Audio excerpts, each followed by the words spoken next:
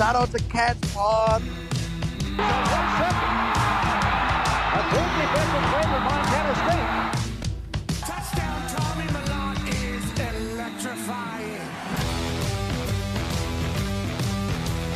Welcome to the Cats Pod. What's up, Podcats? We are back at it again, week 6, Pick'em Pod, and I am doing my best impersonation of a radio announcer today. This is Rock Jock Radio. How you doing today, Eric? Pretty good, man. Pretty good. It was a pretty fun game to be at. I was really concerned because I had to go to a wedding, so I had to leave the game early, and I really didn't want to, but the Cats made sure to make that one as stress-free as possible. So big shout out to the entire Cats program for making my life a lot easier. How about that? For sure. Like, even before when we were recording this week's episode, or last week's episode, you were like, I really hope we're up by like 40 going into the fourth quarter so I don't feel bad if I have to leave. And they gave you exactly what you asked for. They put the game away early, frankly embarrassed Eastern Washington, and their coach at halftime coming out and saying, we fought through every game this season and we haven't shown any fight in this game. I was like, they're down bad. They're down bad in Eastern Washington. I mean, to be totally honest with you, man, I thought even when Eastern Washington hasn't been very good, they've always played us real tough. So I thought this game would be close, but the Cats beat them so bad. I mean, they beat them worse than Boise State beat Eastern Washington. Yeah. I mean, this was a deluxe butt kicking of epic proportions. I mean, you look back at Eastern Washington's games this season, and I mean, they got blown out by Boise State, but they still put up a couple touchdowns against them, and they allowed less points to Boise State. And they barely lost to Northern Iowa. This was, I guess I shouldn't even be surprised. I mean, we've been saying, and we knew that this team was very, very good.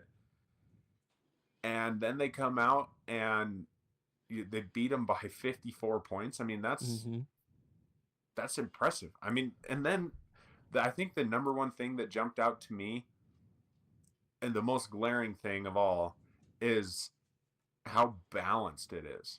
We're not going to run the ball for 300 yards, except for we did, but we're not, it's not going to be skewed one way or the other is what I'm trying to say, They basically had 300 yards of rushing and passing. Exactly. Perfectly balanced offense. They spread it out all over everybody. I mean, everybody was getting a little sugar in that offense. Oh yeah. It was a beautiful thing to see. I think that a game like that is what we were expecting against Mercyhurst. So everybody was a little bit tentative after that Mercyhurst game, and we were like, okay, we should be blowing these teams like this out by a lot.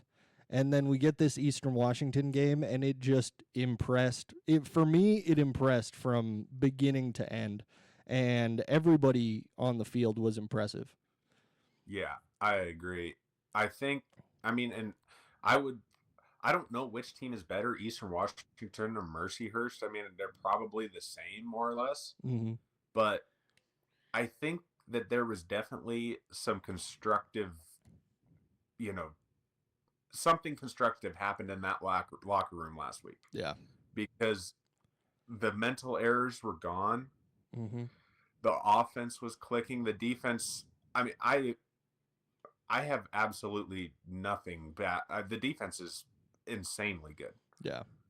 Every single week, the defense just does what they're supposed to do, like to the point where I think we're going to start getting a little spoiled here. I mean, Paul Brott's going to cement himself as a legend at Bobcat Stadium. I mean, that dude the energy there.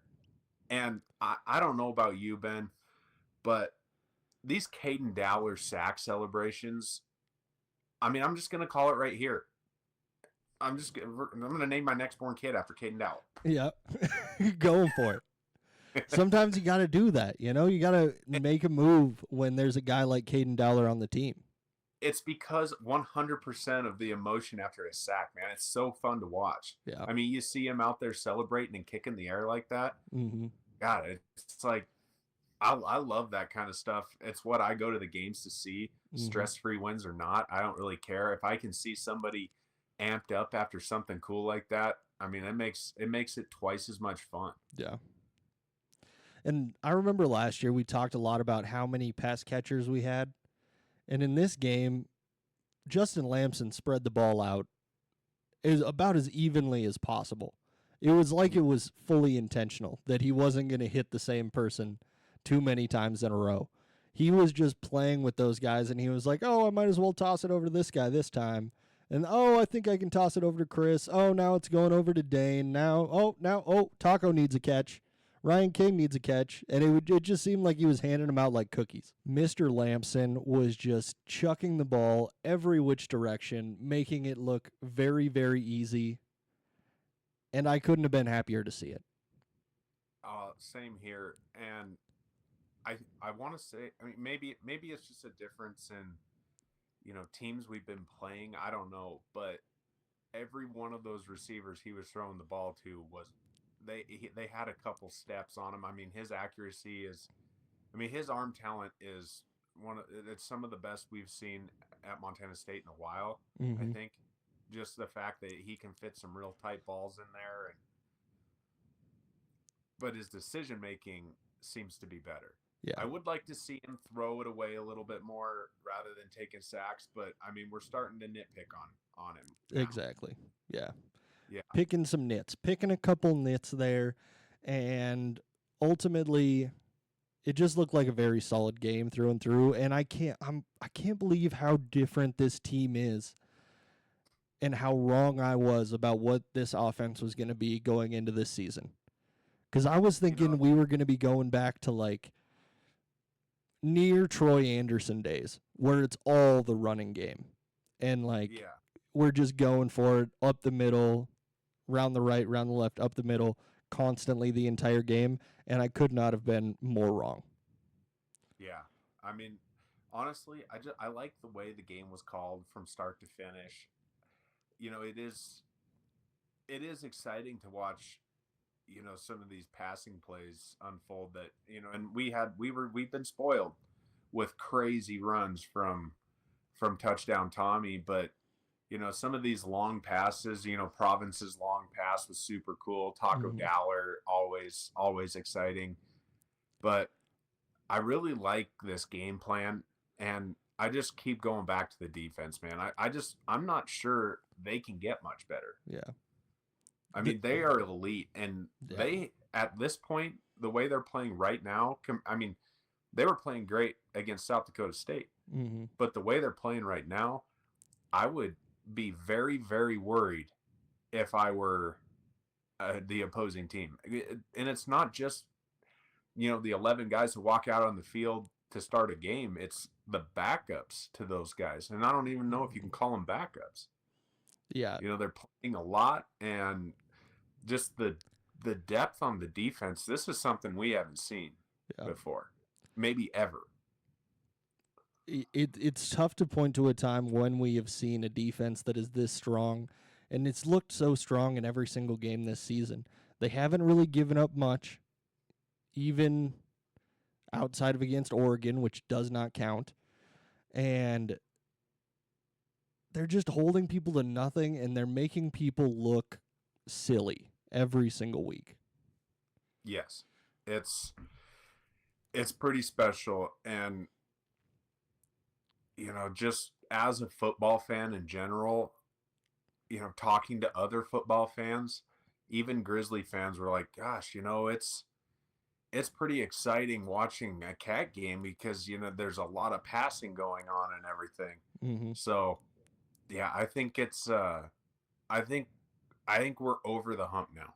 Yeah.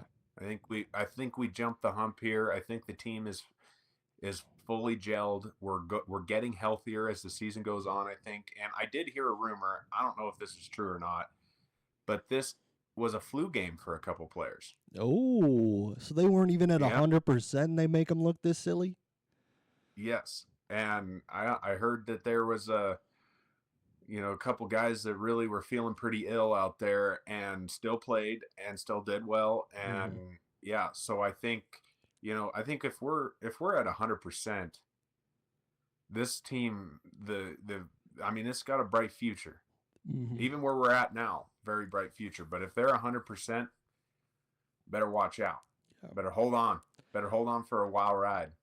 Yeah. If they're looking this well put together this early into the season, and they're already figuring out and learning some of these lessons, by the time we hit the brawl and playoffs and that time of year, it is going to be very fun football to watch.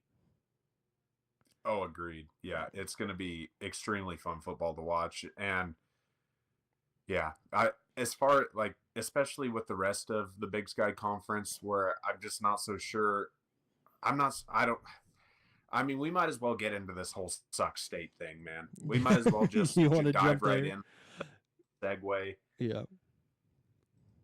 You want to talk about a program with egg on their face? Yeah. Like, these guys, how do you even go out into public after losing to Cal Poly? I don't know. It was, even the two of us were calling this game a blowout for Sac State. Yeah. It's freaking Cal Poly, man. The number one hater of Sac State, Mr. Eric Lover, picked them to blow out Cal Poly, and they lost to Cal Poly. That's how bad this loss is. Like, the thing to me here is they touted these guys, all these transfers. They were, we have the money. Well, guess what? You can't buy a win. Nope. Apparently. Cannot. Maybe Sac State ought to send somebody to learn from one of the greatest Big Sky Football Conference coaches ever, in Brett Vegan, on how you actually build a team. Yeah. And how you actually get players to gel together, and you don't just buy every player you see on the curbside. Yeah. Because just whoever was walking by. Yeah. Seriously though, that's what they did. They went after everybody who was anybody, and evidently paid them ludicrous money to go out there. And then they come out there and they lose to Cal Poly. That's one of those losses that's hard to come back from. Yeah. That's not going to look good. No, you're absolutely kissing the playoffs goodbye with a loss like that. Oh, exactly. I couldn't see it. Even if they won out the rest of the season and went on a huge run, it's still tough to put them in the playoffs after that. I don't know. I'm running out of words to describe. Everybody knows how much I dislike that team, but now they're just giving me credence to say whatever I want, and it being legitimate. Like, I can trash talk them all day long, and what are they going to say? Nothing. They can't. And it all starts with an athletic director that isn't very good. Yeah. Could you imagine our old Mr. Leon Costello coming out there and saying the things he did? We would have been crucified by the Grizzlies. Oh yeah. They got to eat this. This one's on them. They got to eat every bit of this. Yeah. And that's a tough pill to swallow right there. I don't know what you can do to come back from that. Maybe they figure something out and they're serviceable throughout the rest of the season, but at this point you're looking at, what can we turn into a win on this schedule? How can we build so that it's not horrible next year? They in order to get back in, because this loss is going to be talked about. Yeah. From all the way up until playoff, because it was a bad one. If maybe Cal Poly is turning a corner. I doubt it, but maybe. If Cal Poly doesn't win some big time games, this loss is going to age so poorly that it's going to be talked about when it comes time for playoff seeding, and I guarantee you, it hurts them. They're going to have to literally blow the doors off of everybody else for people to forget about this. Oh yeah, it's going to have to be something big. Looking at Cal Poly's last 5 games, you kind of have to ask the question if we were underrating Cal Poly maybe a little bit, because they beat San Diego by 2 scores. They win this game against Sac State, and their only other win is against Western Oregon, which I believe is an NAIA school. I can't be fully sure, but they beat them 56-7. Yeah. And so it's tough to judge anything by that, but San Diego is not terrible, and they beat them they're pretty bad, but we wouldn't consider them to be what we thought of as Cal Poly, They could be scrappier than we thought. Time will tell. Time will tell on that one, but for right now, that is a terrible, ugly, very bad loss. Yeah, it definitely feels that way. Definitely. As far as the rest of the games, I mean, they kind of went the way we thought. Unfortunately, Northern Colorado couldn't help us out just a little bit. We talked them up too much. You made me buy in, so that one's on you. Convinced you. The silver-tongued devil gotcha. It was still a good game for them. I thought it was going to go very bad for them at the beginning of the game, because I believe they went down 17-0. Yeah. Yeah. So kudos to Northern Colorado for not just rolling over and dying. Yeah. But yes, I'm going to blame you because you put too hard of a sell on them. I bought the underdog bit. Yeah. And I won't be doing that again because it's still Northern Colorado. Okay. The Bears will remember. The Bears are keeping receipts this season, okay, Mr. Lover? They're keeping receipts. All right. Davis beats Weber handily. Davis is good. Davis is a good football team. Oh, yeah. And they got a pretty significant bump in the rankings, I think, because of that game. And now they're looking at a number 7 spot. So they are getting respect nationwide. Yeah. I still think, and you and I kind of visited before the show about, I still think the gap between Montana State and Davis is real. Yeah. I don't think the rankings actually show that, there's a gap between the top 5 teams. Oh, yeah. You have your top 5 can compete with each other, very good teams. Then you have a gap. And then you have the Davises of the world and all the rest of them. Not saying they can't sneak in and, upset somebody or something, but there is a drop off there. Oh, yeah. You have 6-8 teams in that group there, and then behind them you have a trash heap of icky, nasty garbage. Yeah. And it's tough to even gauge like a Tarleton State that's sitting at number 3 right now. How good are they really? It's hard to really even know, and it has always been this way in FCS where it's like the top 4, 5, 6 teams. Usually the seeds going into the playoffs are all solid teams, but there's a serious talent gap that drops off after that, and that's why you don't see a lot of upsets in the FCS playoffs. Yeah.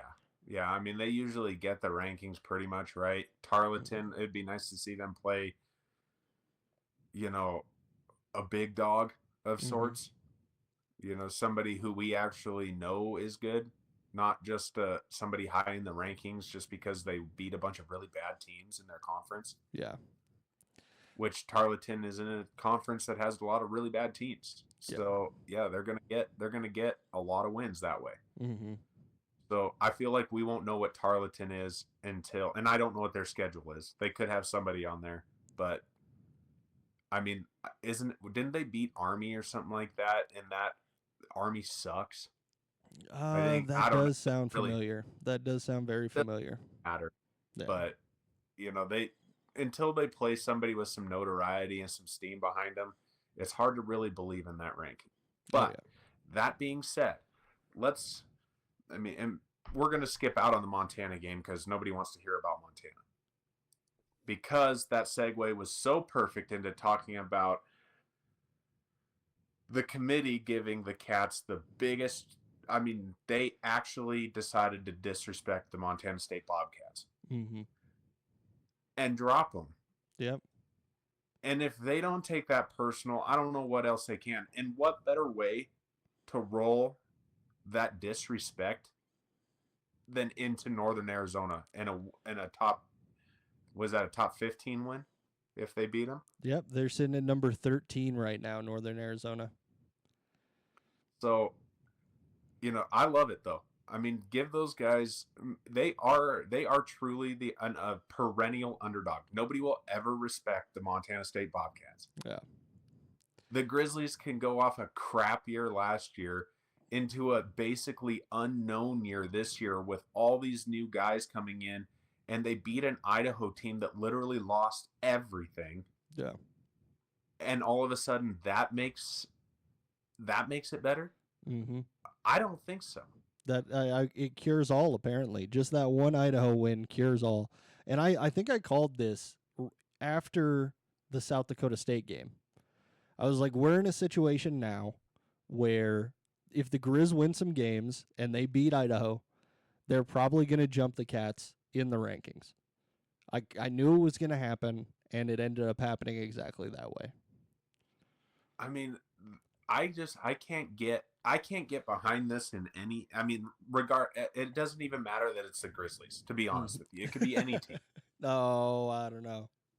Any team jumps you after your losses are to Oregon, who is very likely to be potential. I mean, honest to God, Oregon could be the national champion in the FBS this year. They're be that good. Yeah. They beat State last week, who was one of the favorites to win the national championship. They're legit. We did better against them than an own FBS opponent in Oklahoma State. Then we go to the number 2 team in the country, who could possibly be the number 1. We don't know yet, but we lose in double overtime in a back and forth, extremely tight, very contested game. And then we beat everybody else that we have out on our schedule. Like,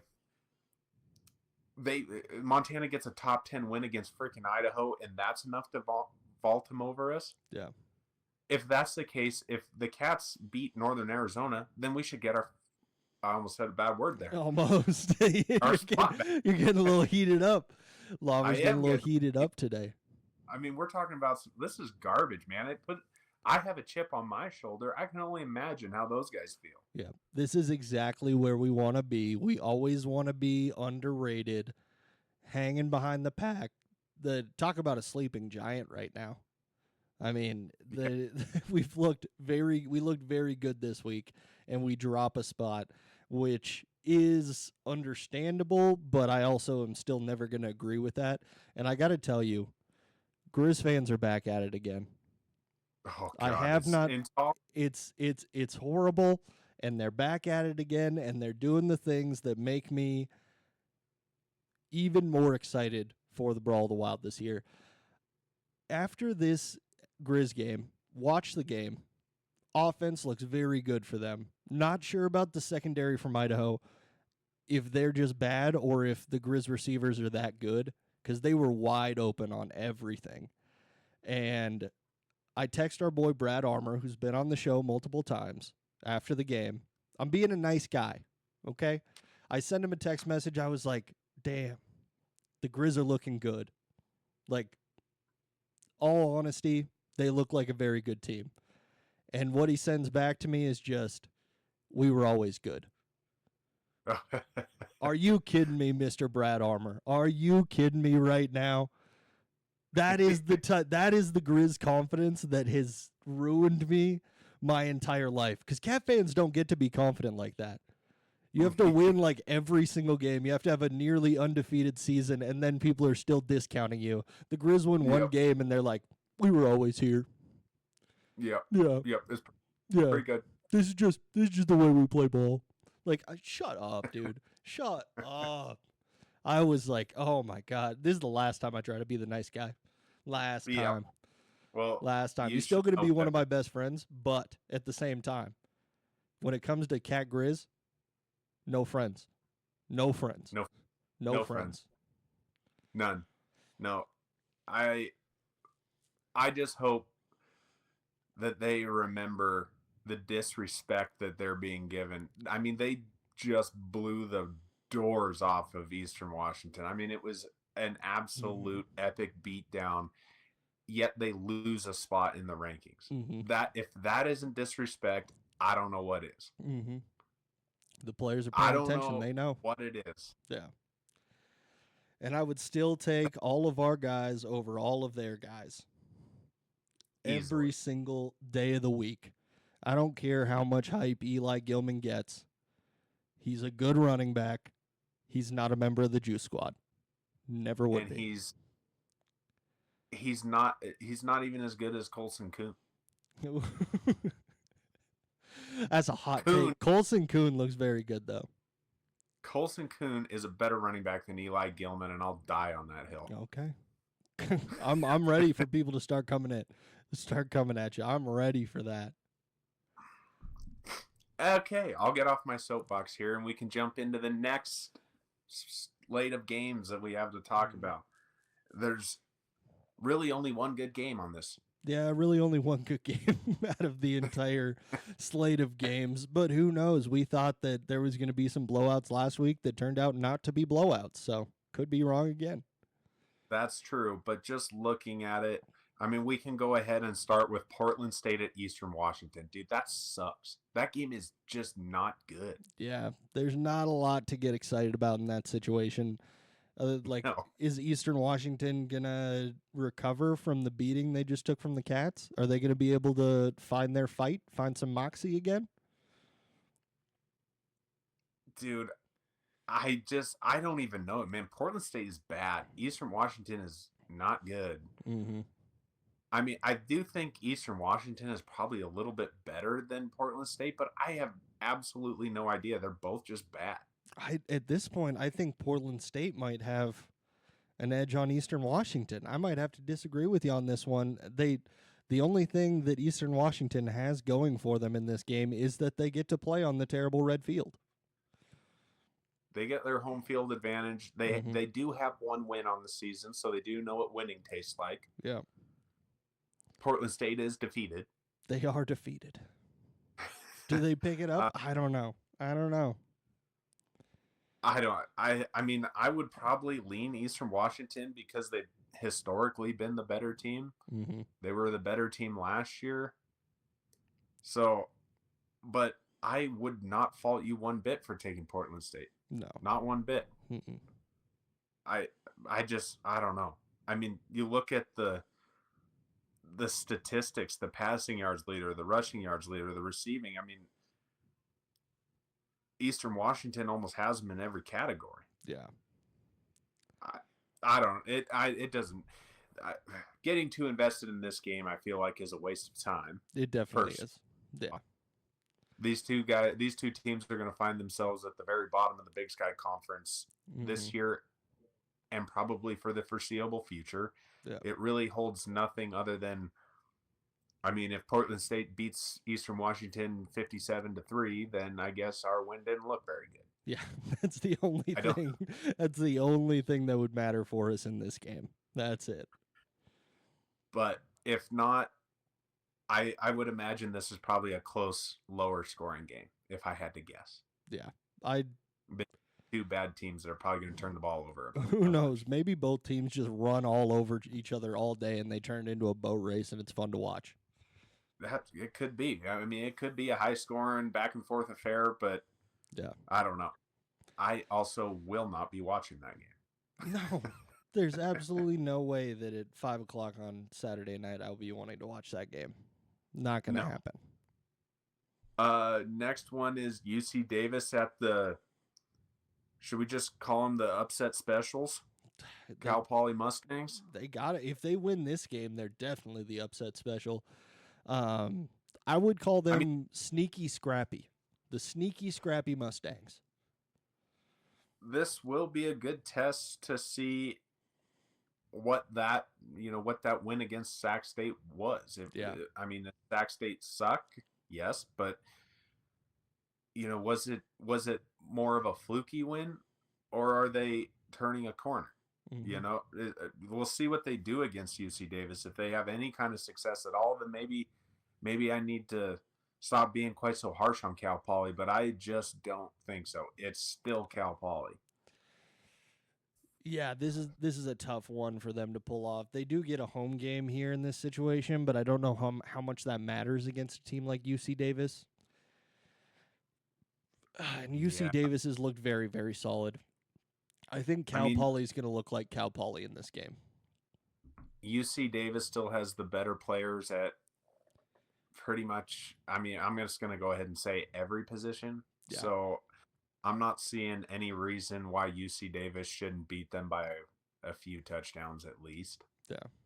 One of the biggest surprise FCS-wise is how good UC Davis's offense is producing, losing Miles Hastings and Lan Larison. Like, Yeah. I wouldn't have guessed that. No way at all. Yeah.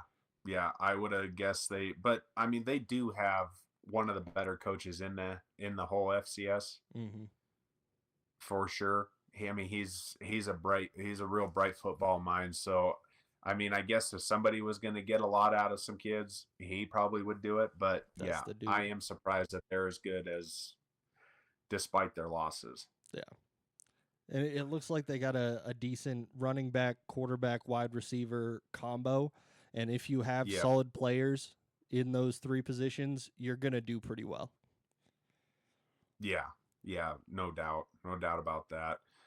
But like I said, I mean, it'll be a good test. If Davis blows them out bad, mm-hmm. then that is going to make that Sac State loss look even sweeter. Mm-hmm. And I hope they do. Yeah. I hope they do. The next one, we got the Grizzlies going down to face the Bengals.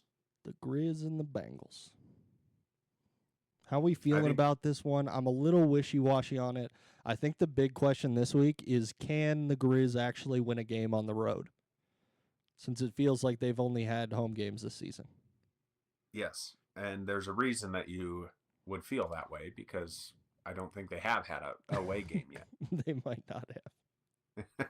I mean, I know we've played a lot of home games as well, but we still had to go to Oregon. Yeah. Oh, they legitimately have not played a road game yet this year.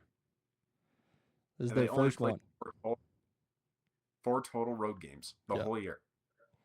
It's good work if you can get it. Good work if you can get it. I mean, on paper, the Grizzlies should beat the brakes off Idaho State. Yeah. Idaho State doesn't even have their starting quarterback. But, I mean, I do think Idaho State, I mean, they play in a dome. It's tough to play in. I sure hope they can muster a little bit. Yeah. They're not the worst team in the world. No. It's not like we're talking about, Portland State right now. Yeah. They have had some flashes of, decent football. Yeah. I mean, they dang near got New Mexico. They dang near got UNLV. Mm-hmm. So there's no reason why they couldn't give the Grizz a pretty good run for their money. They're just going to have to show up. Yeah. And they get to play at home in their weird little dome. So yeah, they got that going for them. They do have one of the most obnoxious Twitter fans in the entire world. I can't remember what his name is, but he is just goes something. Off all the time. What's that?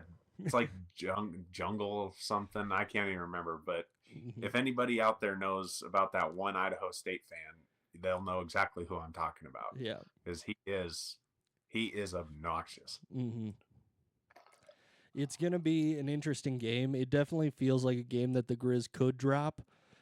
Based on the way they played last week, I don't see it happening. I think that they are solid enough this year to where they don't drop games to middling teams like this, like we've seen in the past. They're going to drop it. They're going to drop it? I have faith.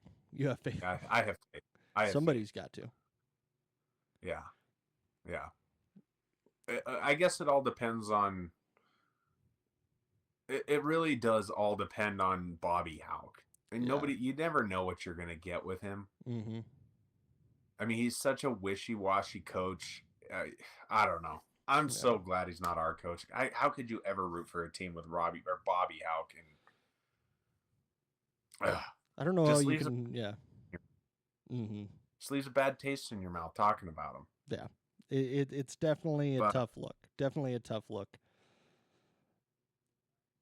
Yeah, I'm not I don't have a lot of hope for Idaho State, but I just pray to God they can come up with something here.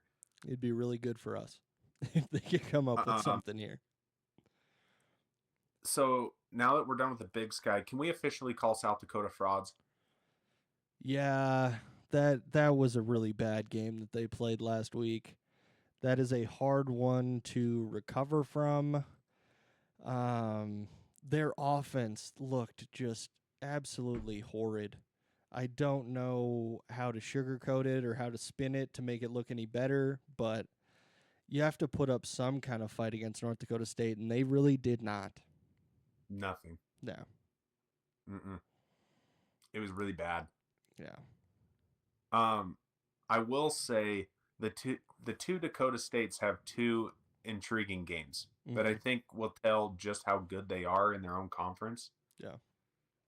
You got South Dakota State taking on Youngstown. Youngstown has had a pretty good season so far. Not sure what their ranking is, but I know they're ranked. Yeah. And North Dakota State plays Illinois State, who also has a good record and has played some good games. So, I think after those two games are done, that might tell you a little bit more about just how good they are within their own conference. Yeah. Pretty quality games. I mean, Illinois State ranked 6th, Youngstown State ranked 24th right now, just ahead of Harvard, which is still weird to see in the rankings like that. But yeah, I don't know. I think South Dakota State's going to look very good against Youngstown. I hope that Illinois State makes North Dakota State look mortal. That's what I'm hoping for at this point. Yeah. I mean, it's just gonna be a good test to see what those two teams actually are, because obviously NDSU hasn't played anybody at all. Yeah. So this will be their first real competition on the year. And I'm not saying that Illinois State is good. I'm just saying it's the best team they've faced. Yeah. And I do think that Youngstown is scrappy. Yeah. And I will be paying attention to those two games. Yeah. And it's something that all FCS fans should be paying attention to, just because of we're still looking for a national championship. We're still in that conversation. And so these are the teams that we have to worry about throughout the season, not so much the Cal Polys, Sac States, and Idaho States of the world. We got to be focused on the Missouri Valley and what's going on over there. I mean, North Dakota State's quarterback, Cole Payton, has looked very good this season, but I think everyone would look good if they're throwing the ball to Bryce Lance. I think there's a Bryce Lance effect going on there. I would like to take back my original statement on Youngstown. South Dakota State is going to destroy them. They're not looking good. Yeah. Upon further review. Yeah, definitely upon further review here. Youngstown had to go to overtime with Northern Iowa, who could only manage to beat Eastern Washington by 3 points. Yeah, it's not good. Not good. Youngstown could only manage to beat Mercyhurst 24-15. They beat the brakes off Robert Morris, lost to Michigan State big, and then beat Towson by 3. That's not very good. Not great. Not great for them. Jackrabbits run. Yeah. So apologize for wasting 5 minutes of everybody's time talking about South Dakota State. That's actually probably not going to be a very good game. No, probably not going to be a very good game, but a game nonetheless. It is a game nonetheless. Yes, you're right. Yeah. Since we're just about done here, I got to say, I got to take a tour of the university or the football facilities with the Bobcat Collective, and CT was a fantastic tour guide. But I am starting to see why we're getting so many commits. Yeah. When you actually go inside the facilities and you see exactly what these kids actually are going to get, I fully understand why we're getting so many commitments. It's incredible.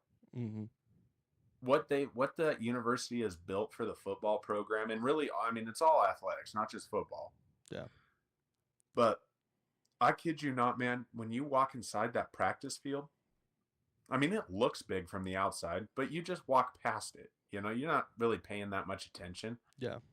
When you walk inside that door and you're standing on the right in the end zone there and you're looking down, and that thing will blow your mind. I mean, it has nets all the way around it. So, you know, they can still play football on the field, drop the nets, and the track team can run the laps or whatever they do in there. I don't really know. Mm-hmm.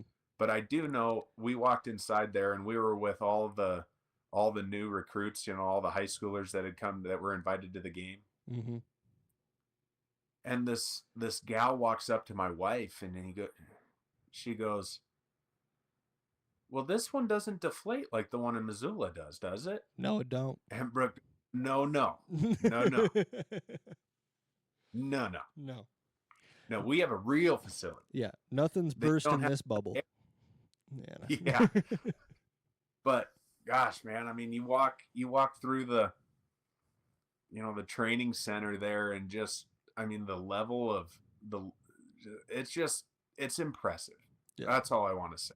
Mm-hmm. The facilities that the team has right now, it makes sense why they're doing so well and they're attracting so many people. Mm-hmm. I mean, we were walking around, and you know, all the guys on the team are walking past, and I'm just going to tell everybody right now that Titan Fleshman looks like he could rip a person in two. He belongs to the name Titan. That dude is huge. Mm-hmm. But all that being said, that tour was 100% worth it. That thing was sick. Mm-hmm. And like, you just don't realize when you're down in the end zone for the run out, you don't realize how loud it is. I mean, my freaking ears were ringing like crazy. Yeah. I mean, the life was in the stadium. We set another attendance record. I mean, our athletic director essentially confirmed that the stadium's going to go through an upgrade soon. Yeah. Which I cannot wait for. The future is bright, man. It That's is all super I'm saying. bright. Yeah. We finally have the facilities to attract upper echelon players and coaches and whatever. We're going to have the stadium to beat the Grizzlies. You know, we finally won't have to hear about the Mecca and all that bull crap that we constantly hear about. Yeah. Oh, we'll still hear it. You think they're going to give up? Like, how many seats would we have to add to the stadium for them to give that up? 1 million. We'd have to add a million seats. Yeah. For them to give us any kind of credit, we'd have to have 1 million seats. We just set an attendance record against Eastern Washington. Yeah. That is not a game that you circle on your calendar. Oh, I have to see this. It's just a game. Mm-hmm. And we set an attendance record at it. Yeah. I'm not kidding you. When we were down on the field to get back to our seats, we had to walk around by the standing room only in the beer gardens. Mm-hmm. And the standing room only in that open spot there was shoulder to shoulder all the way from the fence to the sidewalk. Yeah. I mean, it was they were packed in there like sardines. Mm-hmm. That's how real Cat fans are. I don't know how many more seats they can fill, but it's a lot. Yeah. And there's a lot of people that would come to the games, a lot more people if we had more seats, and more seats means cheaper ticket prices. I'm all for that. All for it. Yeah. Plus, I don't know if this is true or not, but I heard at the game that the waiting list for season tickets is over 1,000 people long. Yeah, I'm sure it is. I'm sure it is. So, wouldn't surprise me one bit. I mean, that's 1,000 people just wait. You know, they're buying tickets or whatever they're doing to try to get to the game. Yeah. That's 1,000 people that you could put in there on top of 22,000 that are already coming. Yeah. Without even trying. That's just giving them access to season tickets. Yeah. It's on top of all the other people that are going to continue buying just single game tickets and everything. Yeah. It's crazy. It is the Bobcat Nation is so excited about football right now. They are so ready for these games every single week. Yeah. Yeah. It's all that being said, it's a good time to be a Montana State Bobcat. And after the game that I watched, even though I only got to watch a half of it, this team looks really, really good. And I expect really big things from Northern Arizona. Yeah. Northern Arizona, second road game of the year. Us coming off probably our best performance where we looked the best all season. Northern Arizona been solid throughout most of this early season right now. I mean, they've just beat teams that they're supposed to beat. So it's kind of tough to gauge how solid they really are, but Ty Pennington looks legitimate and he is something to watch out for. We'll see if this Cat defense can make him look as bad as they've made other quarterbacks look. I mean, I don't see any reason why they won't. The guys up front do their job week in and week out. They have yet to find a matchup that they can't win. Mm-hmm. I'm here to tell you, I don't think I've ever seen a Bobcat as fast as Jace McMillan on the outside. Yeah. Caden Dowler's having an all-conference season. Our linebackers are everywhere all the time. I don't know, man. Ty Pennington can come out and do whatever he thinks he needs to do. I'm just not sure he's the kind of player that can make the Cat defense have a bad week. Yeah. It's just such a different defense than they've faced. They have not faced anything close to the Bobcat defense this season. No, and not that the final score really reflected it, but the Bobcat defense truly did make Oregon work for every score. Yeah. They limited major big plays. They made them work for it. Mm-hmm. Northern Arizona isn't even close to that. It's not even in the same hemisphere. No. So, I mean, from what I've seen from the Bobcat defense, I am not concerned at all going into this game. Yeah. It's just not, I'm just not used to seeing when we run down the season leaders, us being below the other team in passing, rushing, and receiving. And I know that's reflective of the type of teams that they've played this season, but they also beat an Incarnate Word team that is perennially a playoff contender. They're around there in the playoffs, and they beat them by a score. They're looking like they could be a solid team, and everyone has trouble playing at the walk-up Sky Dome. Well, I'll give you my take on the schedule because it's quite a bit different than yours. Okay. Incarnate Word sucks, first off.